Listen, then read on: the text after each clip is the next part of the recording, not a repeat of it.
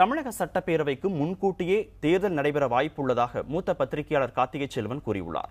தேர்தலுக்கு முன்பு மக்கள் நலத்திட்டங்கள் அனைத்தையும் நிறைவேற்றவும் ஜெயலலிதா முனைப்பு காட்டுவார் என்றும் அவர் கூறியுள்ளார்.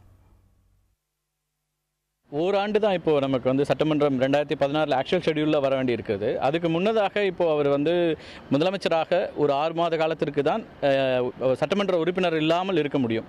6 மாத காலத்துக்குள்ளே ஒரு சட்டமன்ற உறுப்பினராக ஆக வேண்டிய ஒரு சூழல் இருக்கிறது. அப்போ ஒரு இடைத்தேர்தல் உருவாக்கி யாரோ ஒருவர் அவருக்காக ரிசைன் பண்ணிவிட்டு அந்த எலெக்ஷனை கண்டெஸ்ட் பண்ணணும். அப்படி ஒரு சூழல் போகிறத விட அவங்க வந்து அதுக்கு முன்னதாக ஒரு தேர்தலை முன்கூட்டி சந்திப்பதற்கான வாய்ப்புகள் இல்லைன்னு சொல்ல முடியாது, மறுக்க முடியாது. ஏன்னா இந்த ஒரு இடைத்தேர்தல் சந்தித்து அதுக்கப்புறம் ஒரு பொது தேர்தல் அப்படின்னு ஒரு முடிவெடுக்க வேண்டிய ஒரு கட்டாயம் வரக்கூடிய ஒரு சூழல் இருக்கும். இன்னொன்று அவங்க காலம் கொடுக்க ஒருவேளை எதிர்க்கட்சிகள் எல்லாம் ஒன்றிணையதுக்கான ஒரு வாய்ப்புகள் உருவாவதும் இருக்கும். அந்த வாய்ப்பை தடுப்பதற்கு அவங்க கொஞ்சம் முன்கூட்டிய தேர்தல் அப்படிங்கிற ஒரு விஷயத்திலும் அதிமுக சிந்திக்கிறதுக்கான எல்லா வாய்ப்புகளும் இருக்குது. அதை மறுக்க முடியாது முன்கூட்டிய தேர்தல் அப்படிங்கிறது.